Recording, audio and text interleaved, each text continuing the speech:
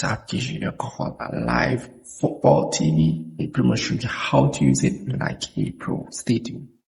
Home screen of the application.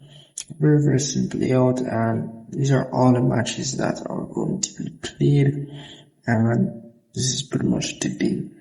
Here the option you can see live matches.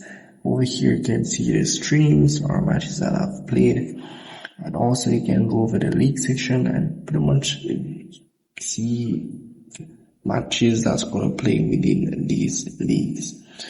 And for the menu section, nothing much, but for the home section here, you're just going to see the fixtures for today. Also, you're going to see matches that I've played before.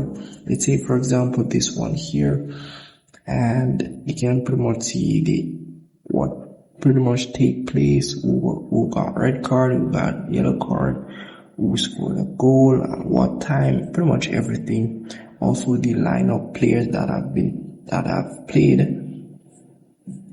on the field today or this match. You can see your statistic as it relates to the game, ball positions, and so forth. So also you have the head-to-head here, and also the players that was on the field. So very simple application to use. And at the top here, you may see a calendar icon. This year you can pretty much navigate through the calendar and pick whichever day you want.